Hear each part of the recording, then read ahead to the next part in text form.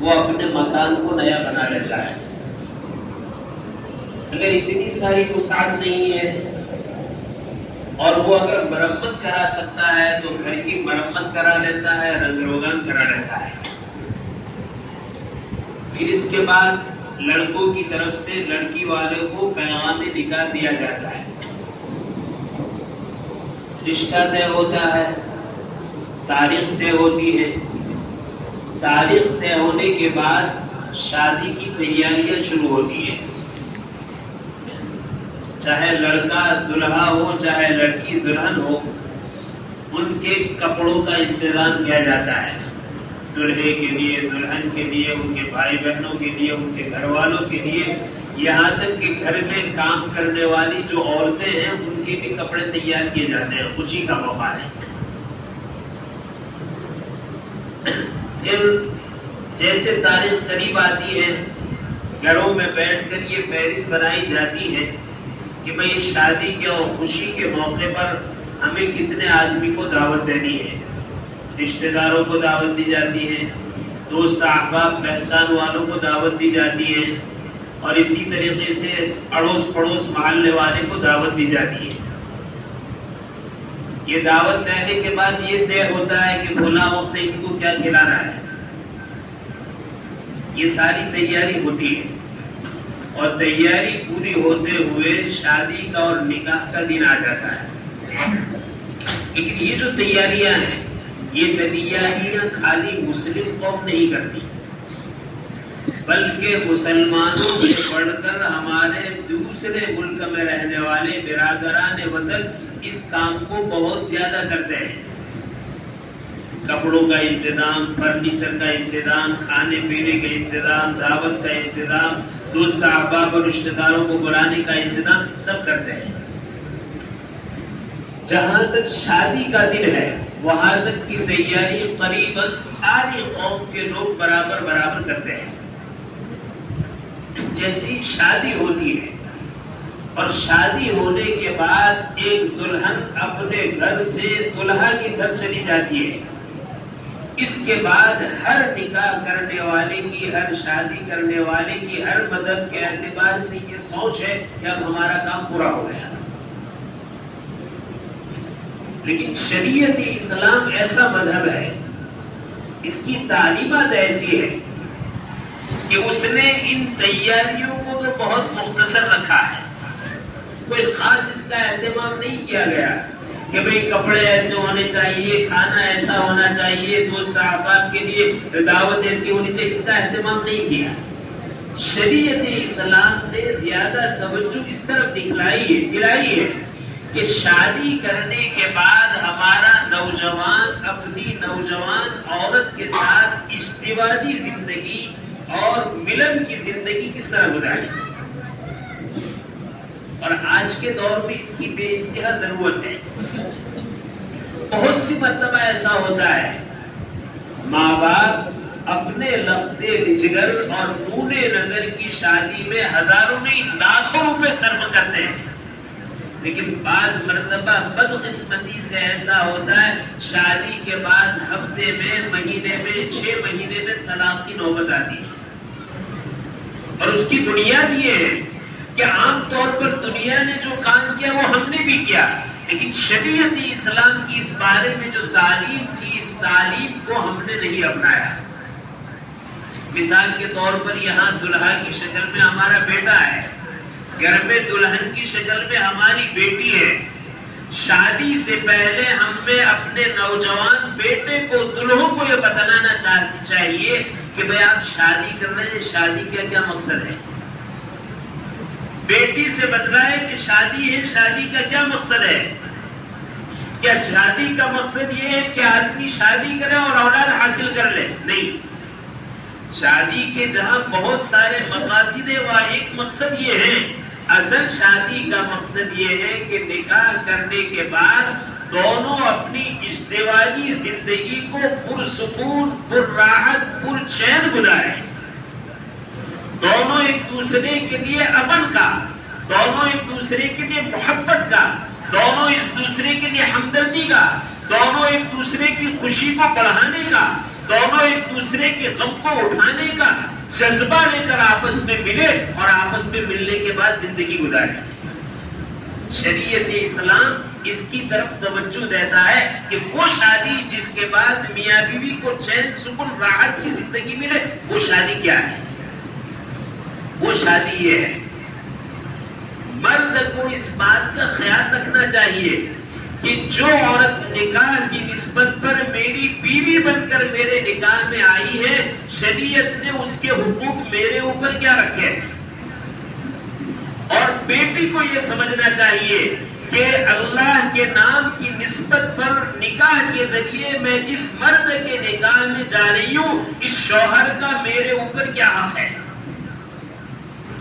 اگر ہماری بیٹیاں اپنے شوہر کے حقوق کو پہچانے، ہمارے نوجوان اپنی بیویوں کے حقوق کو پہچانے اور حقوق کو پہچاننے کے بعد اس کے ادا کرنے کا اہتمام کرے، میرے بھائی اللہ کے گھر میں بڑے اطمینان کے ساتھ اور اعتماد کے ساتھ میں کہوں گا، رہنے کے اعتبار سے جھوپڑا ہے، کھانے پینے کی زیادہ بینک بیلنس ہے، نہ کوئی زیادہ گاڑی ہے، لیکن اگر میاں بیوی ایک دوسرے کے حقوق کو پہچانتے ہیں، ایک دوسرے کو راحت پہنچانے کا جذبہ ہے، تو جھوپڑے میں وہ زندگی گزاریں گے جو وائٹ ہاؤس میں ملک کا وزیر اعظم نہیں گزارتا ہے. اور اگر میرے بھائی رہنے کے اعتبار سے عالیشان محل موجود ہے اور کھانے پینے کے اعتبار سے پوری کوٹھیاں بھری ہوئی ہیں، فرنیچر کے اعتبار سے مکان اتنا بھرا ہوا ہے، تو کوئی نیا فرنیچر لانا ہو تو سوچنا پڑے گی اس کو کہاں رکھیں گے. اور گاڑیوں کی قطار لگی ہوئی ہے، 2 گاڑیاں ادھر ہیں، 2 ادھر ہیں، 2 ادھر ہیں. لیکن اگر شوہر نے اپنی بیوی کے حقوق کو نہیں پہچانا، بیوی نے اپنے شوہر کے حقوق کو نہیں پہچانا، تو دیکھنے کو محل ہے ورنہ حقیقت میں وہ جہنم کا دار ہے. آج معاشرے میں یہ بات ہے، دیکھنے کے اعتبار سے وائٹ ہاؤس ہے اور نعمتوں سے گھر بھرا ہوا ہے، لیکن تنہائی میں اگر آپ اس دلہا سے ملیں گے تو دلہا کہتا ہے سب کچھ ہے، ایک بیوی کی طرف سے جو چین اور سکون ملنا چاہیے وہ نہیں ہے. اور بیوی بھی یہی کہے گی سب کچھ موجود ہے، لیکن شوہر کی طرف سے ایک چین اور سکون جو ملنا چاہیے وہ نہیں ہے. کیوں؟ اس لیے کہ بیوی کو معلوم نہیں کہ میرے شوہر کے کیا حق ہے اور شوہر کو معلوم نہیں کہ میری بیوی کا کیا حق ہے. آج امت مسلمہ کے نوجوانوں کو ان چیزوں کو معلوم کر کے ان کو اپنے سامنے رکھ کر زندگی گزارنے کی ضرورت ہے. اب میں آپ کو بتاؤں وہ حق کیا ہے. دیکھو شوہر کی حیثیت کیا ہے، شوہر کا مقام کتنا بڑا ہے، شوہر کس ذات کا نام ہے. عام طور پر جب رشتہ جاتا ہے شوہر کی طرف سے، ان کے والدین بڑے رشتے لے کر جاتے ہیں، تو عورتوں والوں کی طرف سے سوال ہوتا ہے شوہر کے پاس کیا ہے، شوہر کیا کرتا ہے، شوہر کا بینک بیلنس کیا ہے، شوہر کے پاس تجوری کتنی ہے، شوہر کے پاس مال و دولت کتنا ہے، ڈگری کتنی ہے. میں پوچھنا چاہتا ہوں کبھی ہم نے اپنی بیٹی کا دہن بنایا؟ بیٹی تو شوہر سے شادی کر رہی ہے، اس کی ڈگری سے اور مال و دولت سے نہیں. مجھے یہ جاننا چاہیے کہ میرے شوہر کا مقام کیا ہے، میرے شوہر کی حیثیت کیا ہے، میرے شوہر کا رتبہ اور درجہ کیا ہے. آپ صلی اللہ علیہ وسلم کی حیات طیبہ میں آپ کے زمانے میں بہت سارے جماعت اور بہت سارے وفود دوسرے ملکوں میں اسلام کی دعوت کو لے کر جاتے تھے. عجب میں جب صحابہ پہنچے تو صحابہ نے دیکھا کہ عجمی بادشاہ جب اپنی مجلس میں اپنے دربار میں آتے ہیں تو احترام اور تعظیماً سارے کارندے اور ارکان مملکت کھڑے ہو جاتے ہیں اور کھڑے ہو کر ادب احترام میں تعظیم کا ان کو سجدہ کرتے ہیں. صحابہ نے پوچھا یہ کیا ہے؟ کہا کہ ہم اپنے بادشاہوں کا ادب احترام کرتے ہیں، ان کی تعظیم بجا لاتے ہیں.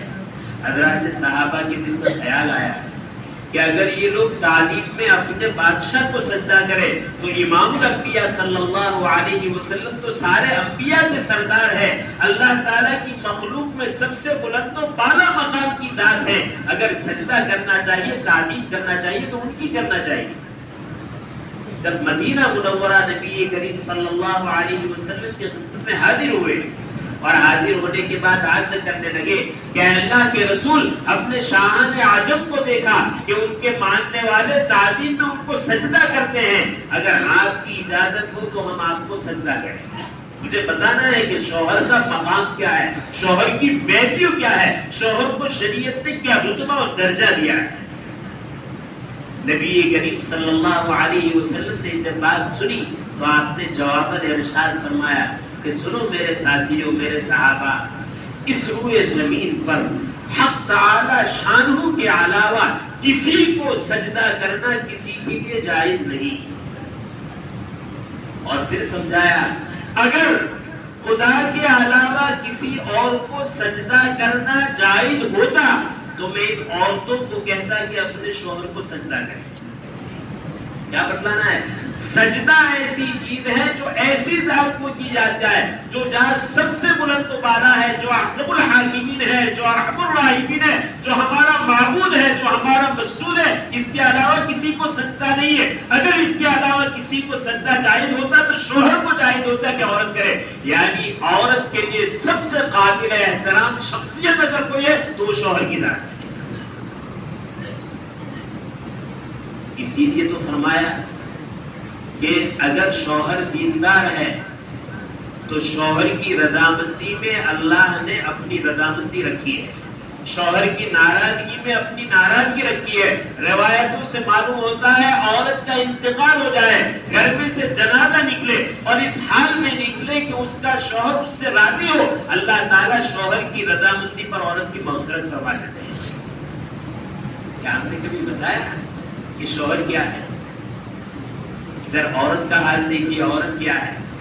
ہماری بیٹیوں نے، ہماری بہنوں نے نہیں معلوم کیا کہ شوہر کا کیا مقام ہے، کیا حیثیت ہے، کیا رتبہ ہے، اور ہمارے بیٹوں نے نہیں معلوم کیا، ہمارے بھائیوں نے نہیں معلوم کیا کہ ہمارے گھر میں آنے والی دلہن کا کیا مقام ہے۔ عام طور پر دنیاوی انسانیت میں عام اور شریعت اسلام نے اس بیٹی کو گھر کی رانی بنایا ہے، نوکرانی نہیں بنایا ہے۔ اور نبی کریم صلی اللہ علیہ وسلم نے اپنی حیات طیبہ میں اپنے عمل سے یہ کر کے دکھلایا ہے کہ یہ گھر کی رانی ہے، نوکرانی نہیں ہے۔ روایت میں ہے امام الانبیاء صلی اللہ علیہ وسلم رات کو آرام کرنے کے بعد تہجد کی نماز کے لیے اٹھ رہے ہیں اور آپ کے گھر میں آپ کی زوجہ مطہرہ آرام کر رہی ہے، سو رہی ہے۔ آپ جب اٹھتے تو اتنی آہستہ سے اٹھتے تاکہ اٹھنے کی آواز سے بیوی جاگ نہ جائے۔ آپ وضو کرنے کے لیے قدم بڑھاتے تو اتنی آہستہ سے قدم اٹھاتے اور قدم رکھتے کہ بیوی صاحبہ بیدار نہ ہو جائے۔ آپ دروازہ کھولتے اور دروازہ بند کرتے تو اتنی آہستہ سے بند کرتے اور کھولتے کہ بیوی صاحبہ جاگ نہ جائے۔ بتاؤ اللہ کے رسول نے ایک عورت کو نوکرانی کا مقام دیا ہے یا رانی کا مقام دیا ہے؟ آج ہمارا کیا حال ہے؟ ہم اپنے گھروں میں آتے ہیں، ہمارے بیچارے بعض نادان نوجوان جن کے پاس نبی کریم صلی اللہ علیہ وسلم کی تعلیمات نہیں ہے، وہ یہ کہتے ہیں ہمارے روب اور جلال کا حال یہ ہے کہ ہم اپنے گھر میں جاتے ہیں تو بچے ادھر ادھر بھاگتے ہیں اور ہماری بیوی بھی کانپنے لگتی ہے۔ میں ان سے پوچھتا ہوں کیا آپ نبی کریم صلی اللہ علیہ وسلم کے امتی ہیں؟ آپ گھر میں نبی کے امتی بن کر داخل ہوتے ہیں یا گھر میں شیر اور بھیڑیا بن کر داخل ہوتے ہیں؟ اگر گھر میں آدمی بن کر داخل ہو، انسان بن کر داخل ہو تو بچے دوڑ کر آپ کی طرف آئیں گے اور عورت کا دل بھر جائے گا محبت سے، وہ متوجہ ہوگی آپ کی طرف کہ میرا سہارا، میری آرزو اور میرا شوہر نامدار اور میرا سرتاج میرے گھر میں آ گیا۔ آپ تو کہتے ہیں میرے آنے سے وہ کامتی ہے، یقیناً آپ اپنے گھر میں انسان بن کر نہیں داخل ہو رہے ہیں، آپ اپنے گھر میں بھیڑیا اور درندہ بن کر داخل ہو رہے ہیں۔ اسی لیے ضرورت اس بات کی ہے کہ شوہر اپنی بیوی کے حقوق کو پہچانے، بیوی اپنے شوہر کے حقوق کو پہچانے، اور پہچاننے کے بعد گڑ کی بات جو آپ کو بتلا رہا ہوں وہ یہ ہے، حقوق کو پہچان لیے۔ اب دنیا میں ساری لڑائی لینے کی ہے۔ ماں باپ سے پوچھو کیا حال ہے، کہا بیٹا ہمارا حق ادا نہیں کرتا۔ بیٹے کو پوچھو کیا حال ہے، کہا ماں باپ ہمارا حق ادا نہیں کرتے. شوہر سے پوچھو کیا حال ہے, کہا بیوی ہمارا حق ادا نہیں کرتی. بیوی سے پوچھو کیا حال ہے, کہا شوہر ہمارا حق ادا نہیں کرتا. چچا سے پوچھو بھتیجے کے بارے میں, ماموں سے پوچھو بھانجے کے بارے میں, اڑوس کو پوچھو پڑوسی کے بارے میں, ہر ایک کا یہی شکوہ ہے, ہر ایک کا یہی گناہ ہے, فلاں ہمارا حق ادا نہیں کرتا. میرے بھائی, حقوق مانگنے سے ادا نہیں ہوتے, حقوق تو ادا کرنے سے ملتے ہیں. جب شریعت کی نگاہ میں ہم نے شوہر ہونے کے ناطے اپنی بیوی کے حقوق کو پہچان لیا اور بیوی ہونے کے ناطے اپنے شوہر کے حقوق کو پہچان لیا, اب شوہر آگے بڑھے اور آگے بڑھنے کے بعد یہ طے کرے کہ اللہ نے جتنے حقوق میری بیوی پر میرے رکھے ہیں میں آج اس کو معاف کرتا ہوں, اور شوہر کے میرے اوپر میری بیوی کے جتنے حقوق ہیں میں ایک ایک کو معلوم کروں گا, اس کو ادا کروں گا. ادھر اس نے یہ ٹھان لی کہ مجھے اپنی بیوی کے ساتھ اس طرح رہنا ہے کہ اپنے حقوق تو معاف کر دیے, اس کے حقوق کو ادا کرنا ہے. اللہ تعالیٰ بیوی کے دل میں ڈالے گا کہ جس شوہر نامدار کی دلہن بن کر آئی ہے اس کے ایثار کا تو یہ عالم ہے, اللہ کی بندی تو بھی آگے بڑھ جا. وہ بھی یہ کہے گی کہ میرے حقوق میرے شوہر پر جتنے ہیں میں سب کو معاف کرتی ہوں, ہاں میرے شوہر کے بھی جتنے حقوق ہیں میں اس کو معلوم کروں گی اور معلوم کرنے کے بعد ادا کروں گی. میں آپ سے پوچھتا ہوں, لوگ ایک دوسرے کے حقوق ادا کرنے پر آئے, دنیا میں لڑائی رہ سکتی ہے, دنیا میں جھگڑا رہ سکتا ہے, سوسائٹی میں فساد ہو سکتا ہے, گھروں میں ناانتشاری نااتفاقی ہو سکتی ہے. سارے جھگڑوں کی بنیاد ہے اپنے حقوق کو مانگنا, دوسرے حقوق کو ادا نہ کرنا. شریعت یہ سکھلاتی ہے اپنے حقوق کو معاف کر دو اور دوسرے کے حقوق کو ادا کرنے والے بن جاؤ. پھر دیکھو جہنم کا جو گھر بنا ہوا ہے اللہ اس کو جنت نما بنائے. ضرورت اس بات کی ہے. میں تو اپنے نوجوانوں سے ایسے موقع پر کہتا ہوں, اللہ تعالیٰ نے پاک اور جائز محبت کا ایک حصہ آپ کے قلوب میں رکھا ہے. اے نوجوانوں, اس پاک اور جائز حصے کو اپنی عورت کے لیے خاص کرو تاکہ کسی اجنبی غیر عورت کو آپ دے نہ سکیں. آج ہمارا حال یہ ہے, ہمارے سینوں میں جو حصہ رکھا ہے محبت کا, آج اس محبت کو عورت سے ہٹا کر اجنبی عورتوں کو ہم نے دیا ہے. یہی جہنم کی نشانیاں ہیں. اللہ تعالیٰ شانو ہمیں صحیح سمجھ نصیب فرمائے. اس موقع پر ایک آخری کام کی بات کر کے اپنی بات کو ختم کرتا ہوں. میاں بیوی خوشگوار زندگی کس طرح گزار سکتا ہے؟ شوہر اپنی بیوی کے مزاج کو پہچانے. ماشاءاللہ شوہر بھی مسلمان ہے, بیوی بھی مسلمان ہے, دونوں شریعت کو مقدم رکھیں گے, شریعت کو پہلے رکھیں گے, اور شریعت کو پہلے رکھنے کے بعد شوہر یہ دیکھے گا کہ میری بیوی کا مزاج کیسا ہے, میں ان کے مزاج کی رعایت کرتے ہوئے اس کے ساتھ معاملہ کروں گا. بیوی یہ سوچ لے کہ ماشاءاللہ ہم دونوں مسلمان ہیں, شریعت مقدم ہے, میں اپنے شوہر کے مزاج کو پہچانوں گی اور مزاج کی رعایت کرتے ہوئے میں زندگی گزاروں گی. کیا مطلب ہے مزاج کی رعایت کرنے کا؟ کہ جو چیزیں ایسی ہیں وہ شوہر کو ناپسند ہے میں بھول سے بھی اس کو نہیں کروں گی. جو چیزیں ایسی ہیں جو بیوی کو ناپسند ہے میں بھول سے بھی اس کو, ایک دوسرے کے مزاج کی رعایت کرتے ہوئے اگر زندگی گزارنا شروع کر دی, میرے بھائی جھوپڑے پہ اللہ تعالیٰ وہ سکون اور راحت والی زندگی عطا فرمائیں گے جو بادشاہوں کو اپنے محل میں نہیں ملا کرتی. ہم تعالیٰ شانوں نے جو باتیں کہلوائی, ہم تعالیٰ ہمیں سمجھنے کی, سوچنے کی, اپنے دلوں میں اتارنے کی اور اس پر عمل کرنے کی ہمیں توفیق نصیب فرمائے. آمین. وآخر دعوانا الحمدللہ رب العالمین.